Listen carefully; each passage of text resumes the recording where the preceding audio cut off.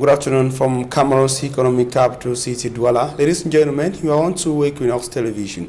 Thanks for joining us on our bilingual edition of news, and the first part is in the French language with Julien Bert-Bissa. Julien Bert-Bissa, good afternoon. Bon après-midi à vous, Formi Armstrong Sanda. Mesdames et messieurs, bon après-midi à tous et merci de choisir Equinox Télévision pour vous informer. Soutien aux forces de défense et de sécurité sur le théâtre de la guerre dans les régions anglophones. Le ministre de la Défense en charge, le ministre de la Défense Joseph Betty Assomo entame ce lundi une tournée dans les régions du nord-ouest et sud-ouest. Joseph Betty Assomo y va pour galvaniser et remobiliser les militaires au front contre des bandes armées qui, en l'espace de 2 semaines, ont tué une dizaine de personnes, causé de nombreux blessés, terrorisé des populations et kidnappé des personnalités. Le dernier en date, le cardinal Christian Toumi et le faune d'un sceau, toujours entre les mains de ses ravisseurs. Des jeunes d'Afanlong dans le département de la Meufou et à Famba appelés à inviter à saisir les opportunités qu'offre l'approche IMO pour s'occuper utilement et pourquoi pas se lancer dans leur propre compte afin de sortir de la pauvreté. Marcelin Gansop et Charles Melingui. La commune d'Afanlong est l'une des plus enclavées du département de la Meufou et Famba, avec en plus un taux de scolarisation peu enviable. On n'a pas de lycée, on n'a que le CS. Étant donné qu'il y a une misère rampante à Afanlong, beaucoup d'élèves s'arrêtent en classe de 3e. Dès qu'ils ont leur BPC, ils ne continuent plus. Ils s'arrêtent, ils commencent soit à boire, soit à faire des champs parce que les parents n'ont pas de moyens d'envoyer leurs enfants hors de la commune. Ces jeunes qui n'ont pas pu poursuivre les études peuvent être utiles au développement de la commune à travers l'approche IMO, entendez haute intensité de main-d'œuvre. On a l'agriculture que les jeunes peuvent implémenter. Il y a même les routes. Quand on fait le désenclavement de certains bassins, il y a des caniveaux à curer, il y a des bus à curer. Si on associe à tous les projets le côté IMO, je crois que les prestataires seront plus sérieux parce que la population sera regardante. Pour un début, le tronçon qui va du carrefour de la commune à la place de l'Indépendance va permettre aux jeunes qui ont été retenus de faire leurs preuves à travers le pavage et l'assainissement en approche IMO. Ce projet IMO vient mettre fin à l'exode rural des jeunes. Voici un projet qui va au moins sédentariser positivement les jeunes de la commune d'Afanlong. Et je voudrais ici lancer un appel à tous ceux qui ont été retenus dans le cadre de ce projet de comprendre et d'intégrer que le développement est participatif. Chacun doit apporter sa pierre. Avec des jeunes qui s'occupent utilement au lieu de vadrouiller, la commune d'Afanlong ne pourrait que mieux se porter. Je ressens que grâce à IMO, ma vie peut changer. Grâce à IMO, je peux faire développer ma vie. On a donc cette catégorie de jeunes qui sont vraiment désœuvrés. L'argent qu'ils vont travailler, cet argent va permettre qu'ils créent des petits projets générateurs de revenus et qui s'installent à leur propre compte. Tout ce qui se passe, Madame le maire, on n'a pas ceci, Madame le maire malade, Madame le maire Maria, Madame... Donc je crois que la mairie va un peu respirer. L'avantage de l'approche IMO est d'impliquer la main-d'œuvre locale à la réalisation des projets de développement. Les jeux d'Afanlong ont été imprégnés des méandres de cet outil novateur afin que chacun joue efficacement sa partition. Ces maçons seront jugés au pied du mur. Gouvernance forestière, les communautés villageoises du département de l'Océan dans la région du Sud sont abandonnées à la misère malgré l'exploitation de leur bois. Le constat vient d'être fait par des acteurs de la société civile en concertation dans la ville de Kribi. On voit tout cela avec Joseph Abena. Les forêts communautaires constituent pour l'État une possibilité pour les communautés villageoises de se prendre en charge. Mais le constat est plutôt désolant. Alors que les grumes sortent des forêts, c'est plutôt la misère des populations qui n'ont ni route ni eau potable. On dit que la route est déjà goudronnée depuis dans les papiers, mais la route est toujours comme ça. Voilà, les frères qui sont en train de venir, c'est tellement hyper gâté. Que tous ceux qui sont passés là, HFC, Bushma, Sieb, on n'a rien. Vous-même, vous voyez, depuis que vous êtes venus là, vous avez vu quoi? Pourtant, plusieurs sociétés partenaires à ces forêts communautaires versent d'énormes sommes d'argent à ces communautés. De la mauvaise gouvernance, c'est-à-dire quand on parle de la gouvernance forestière, il y a deux mots-clés, c'est-à-dire les dirigeants et le guide. Si vous choisissez un mauvais guide ou bien un mauvais guide dirigeant, non, automatiquement il y a problématique. Directement il y a problématique. Ça veut dire que le dirigeant, il doit être d'abord humain. Il doit comprendre les problèmes sociaux. Il doit chercher à améliorer les conditions de tout le monde. Fort de ce constat, les acteurs de la société civile lancent ici un projet d'encadrement de ces populations. C'est d'amener toutes les parties prenantes à s'approprier le projet, les activités, l'objectif général, les objectifs spécifiques. Vous avez vu dans la salle, toutes les parties prenantes étaient très bien représentées. Je pense ici aux communautés locales autochtones, je pense à l'administration forestière, les ONG locales que nous sommes, et les médias aussi les médias. Nous nous sommes rendus compte qu'il y a une pression actuellement sur ces forêts communautaires dans la zone de Campo. C'est pour cela que nous avons décidé d'appuyer APED pour que celle-ci puisse accompagner 2 forêts communautaires pilotes de cette zone pour améliorer leurs exigences légales et surtout aussi leur mode de gestion de leurs forêts communautaires.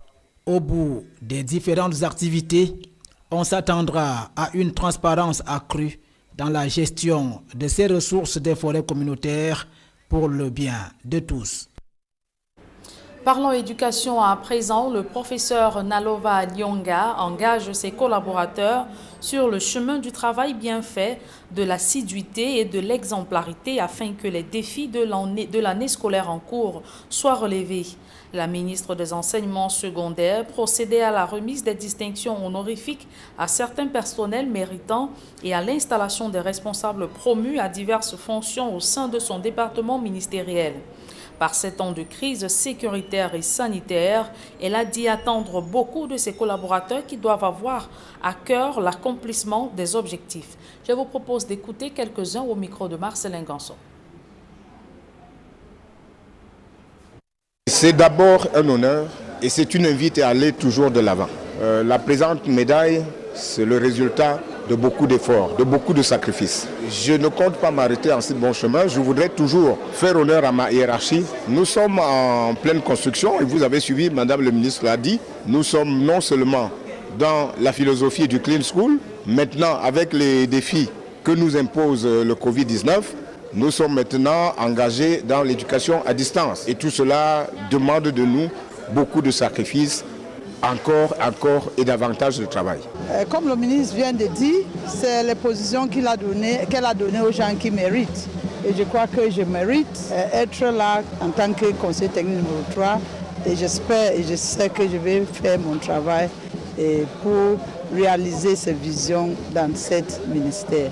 On attend de moi de s'accompagner dans cette vision de Clean School et aménager les établissements secondaires au Cameroun. Je vais donner mon assiduité, je vais donner mon présence, être toujours là pour servir l'État camerounais.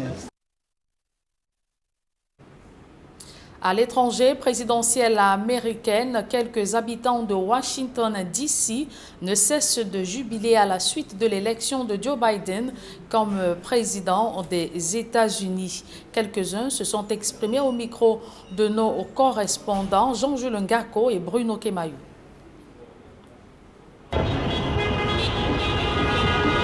Le verdict tant attendu d'élection présidentielle américaine est enfin tombé.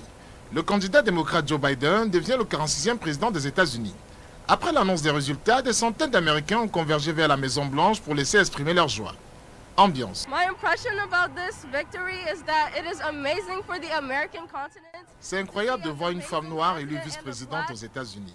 C'est si émouvant de voir les Américains sortir tous ensemble pour fêter cette victoire et nous espérons le meilleur pour le futur. Being so rejoiceful about this victory, and we hope for the best. So it's wonderful to see. C'est incroyable de voir tous ces gens sortir pour venir célébrer la démocratie chère à notre pays. J'espère une transition pacifique du pouvoir comme l'exige notre tradition. Nous attendons de lui, premièrement, qu'il baisse les tensions dans le pays et puisse réunir les Américains. Nous ne pourrons rien accomplir si tout le monde se bat contre tout le monde, comme cela a été le cas durant ces 4 dernières années. Un sens de satisfaction, mais aussi de fierté d'avoir choisi un nouveau président qui va certainement apporter un peu de sanité, un peu de propreté, un peu de calme dans les affaires publiques, mais surtout aider à la réconciliation et à reconstruire le tissu national qui est bien à mal. C'est un moment de diversité dans notre pays. J'ai toujours voulu d'un président qui pourra réunir tout le monde. Our 46th president, Biden, he just, went like 306. Nous sommes ici pour célébrer la victoire de notre candidat Biden comme 46e président des États-Unis. Le monde entier est en fête. L'Afrique, l'Asie, l'Afrique du Sud, mais aussi le Bangladesh et l'Inde. Nous sommes ici pour demander à Trump de quitter la Maison-Blanche. Biden, il est en route. Out of Washington, we leave Washington out of Donald Trump. Biden is coming. Donald Trump out of go home. Go home. Thank you. Thank you. Et nous avons demandé leurs impressions après l'élection historique de Kamala Harris, première femme noire à occuper la fonction de vice-présidente aux États-Unis. C'est quelque chose de magnifique. C'est un événement qui aurait dû se produire bien plus avant. Mais bon, je suis content d'en être témoin aujourd'hui. Je suis tout excité à l'idée de pouvoir un jour dire à mes enfants qu'une femme noire, d'une famille originaire d'Asie du Sud-Est, a pu occuper la fonction de vice-présidente aux États-Unis. Je pense que c'est un grand signe et c'est un signe fort. On dirait que durant ces élections, les milléniums, comme on dit, ont eu un grand impact.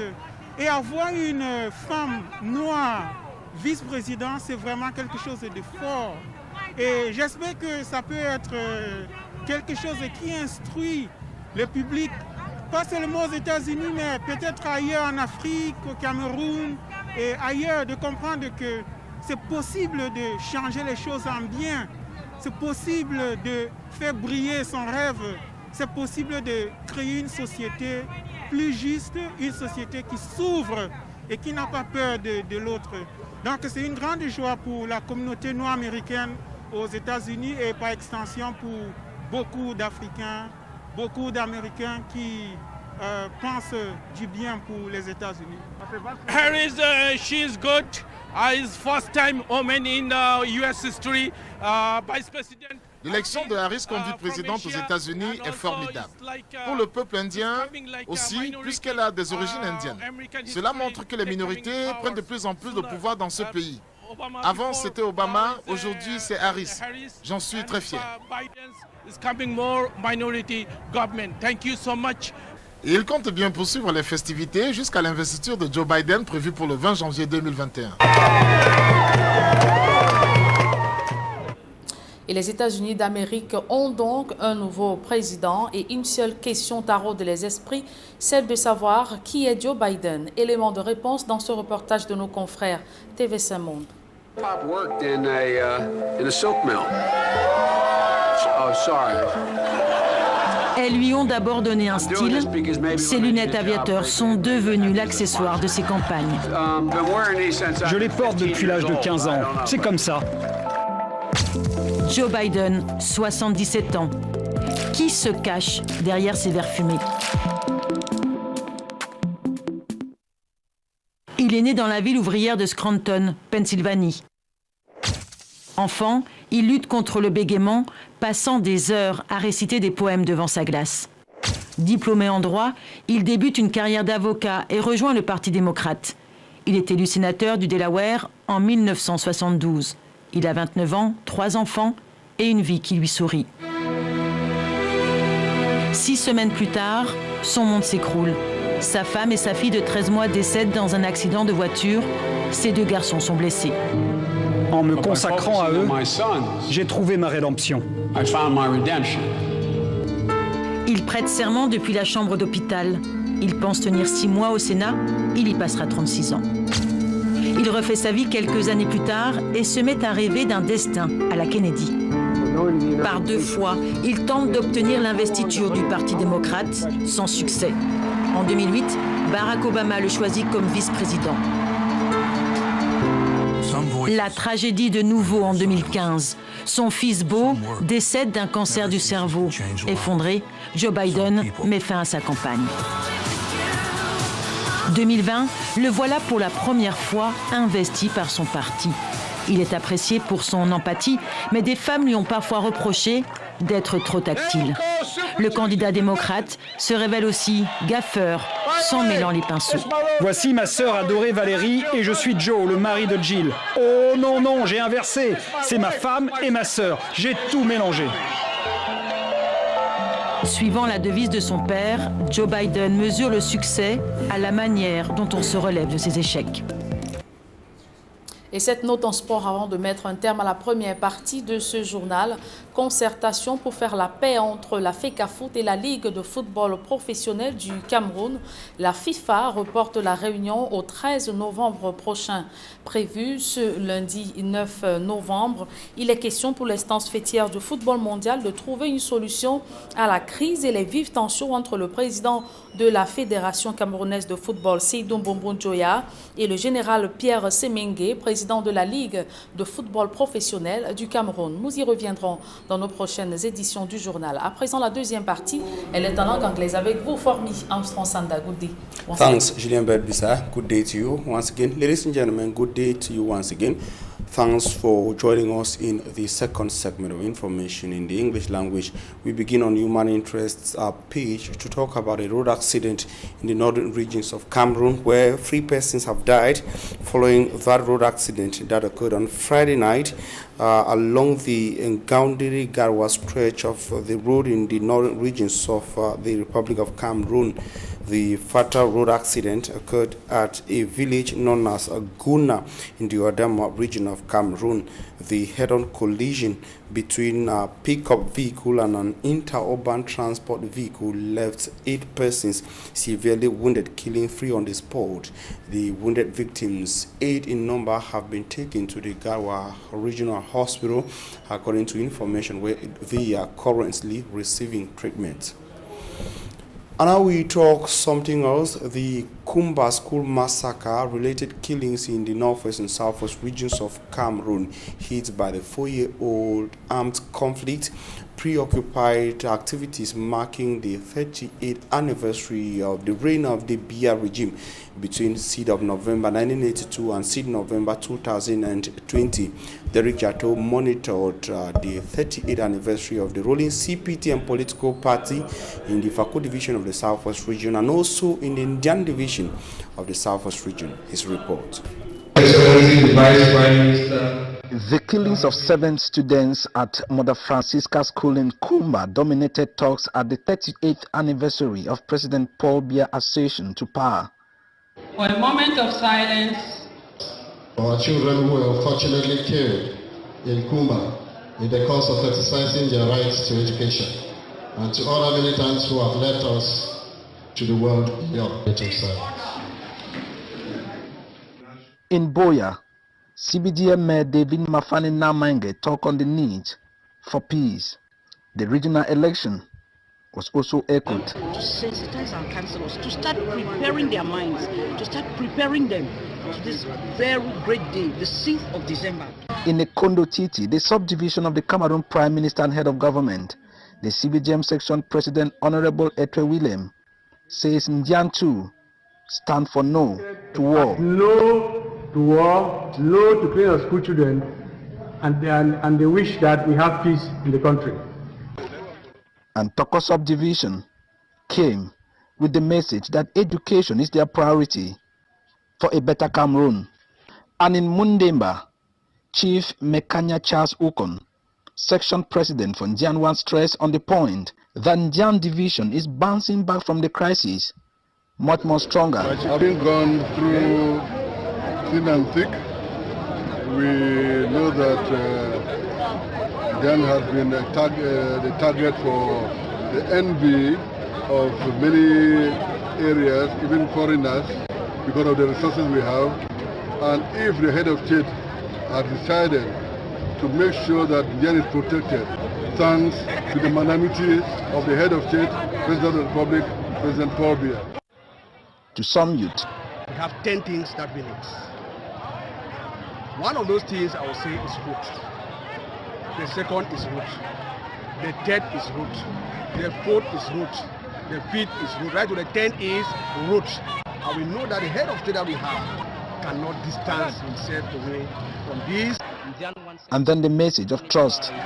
We are going to be fervent in all course behind the head of state, because we know he has so many greater plans for us. Though the stakes are still very high, but these members of the Cameroon People's Democratic Movement, the CBDM, believes that their chairman and the President of the Republic has what it takes to stabilize the Anglophone regions, but pundits and victims want to know when. For to them, time is running out with increasing atrocities. And we talk something else. The paramount ruler of the South Fondom, Fon Sembilo, the first is still in the captivity or in the hands of abductors. Unidentified gunmen abducted the ruler of the South Fondom in the Bui division of the northwest region of Cameroon in Babai village in Babesi subdivision of the Ngokitunja division, northwest region of Cameroon.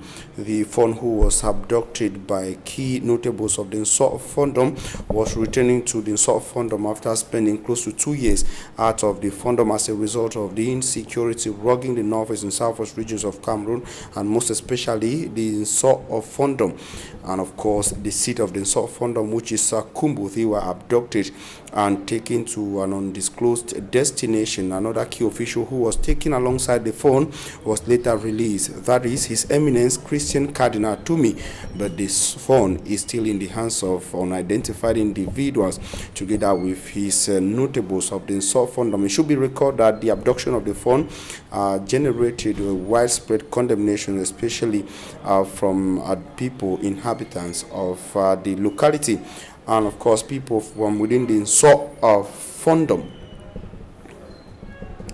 And now we talk something else in line with the people of the northwest and southwest regions of Cameroon, to say that the people of the Wimbum community, that is the Wimbum people in Douala and beyond, have been told that the recently launched international and national bid to tender for the construction of the Kumbum-Kambe Messages stretch of the Ring Road is one of the many government's projects in the pipeline for the Kambe and Du subdivisions of the Donga Mantu in the northwest region of Cameroon. The call was made by Honorable Tamfo Mingala Gerard, Member of Parliament for the Donga Mantu Central Constituency, during a civic reception organized in his favor by the Wimbum Cultural and Development Association in Douala Town on Saturday.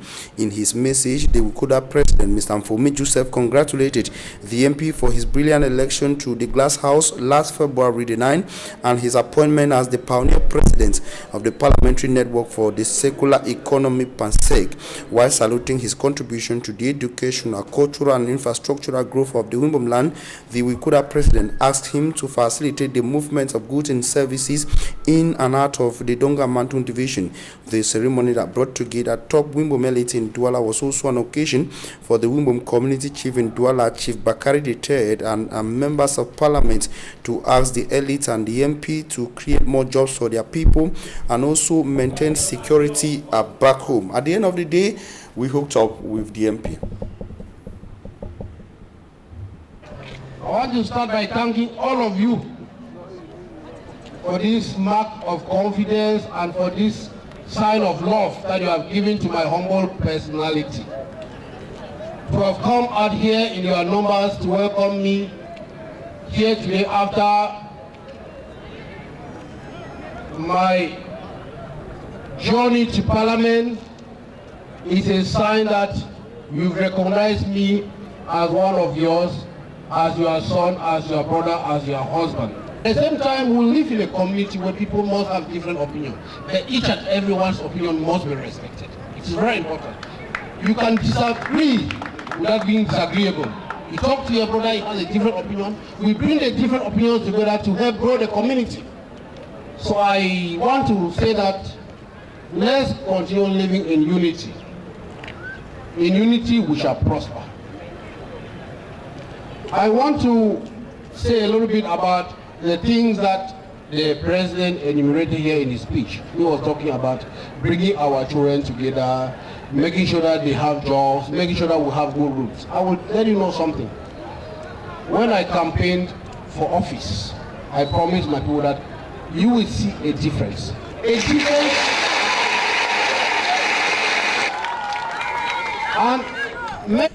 And on to something else, children in Marwa in the Diamari division of the Fano region of Cameroon have condemned the killing of school kids in Kumba in the Meme of the southwest region of Cameroon. The kids indicated that their region is also suffering insecurity like the northwest and the southwest regions, and kids must go to school. Innocent Aze. Also threatened by Boko Haram attacks, these young Cameroonians in Marwa regret in agony their siblings killed in Kumba, Meme division of the southwest region on October 24, 2020. Aucune cause ne peut justifier. Nothing can justify a barbaric massacre on children in a classroom. Et nous prions pour nos camarades disparus. Accompanied by their parents from the St. Egido community, these young Cameroonians in a special prayer session with candles prayed for the repose of the souls of their 7 siblings buried last Thursday in Kumba. Comment nous pouvons vaincre la violence et instaurer la paix? Sois avec nous, sauve-nous Seigneur dans ton amour. They also brandished different messages like, I have the right to education, I need to be protected. Reverend Father Amiset, parish priest of the St. John Parish in Marwa, promises de peine avec eux en esprit. The Christian community will share in the pains of the bereaved parents, have them in spirit, and will continue praying for them during this hard moment. Dieu puisse les rendre forts devant cette peine de la mort de leurs enfants. Death, he says, is not the end of life. Pasteur chrétien, la mort n'est pas la fin de la vie de l'être humain. With faith, they shall meet the little angels one day in paradise. Nous allons, avec la foi, le voir, le rencontrer auprès du Père. On his part, des innocents, Reverend Pastor Ngara Joseph encourages parents of the killed innocent children to take heart, for life is all about living today and dying tomorrow in different ways. À la famille éprouvée, qu'ils tiennent fort, la vie est faite de ça. Such unscrupulous killing by enemies of peace demands each and every one to be more vigilant, and government authorities have to multiply vigilance to counter these enemies, armed separatists in the northwest and southwest regions, and Boko Haram in the far north region. Parce que ces ennemis cherchent à aller très loin avec nous, mais ils ne seront jamais maîtres de ce territoire. These men of God also told the different communities, not only in Marwa, but also in the 2 English-speaking regions of the country, to be very careful in crowd-pulling places, especially in churches and mosques, given that the religious have become targets of armed separatists and Boko Haram. And that's where we end this edition of the Bilingual Newscast on Equinox Television. We thank you for your very kind attention.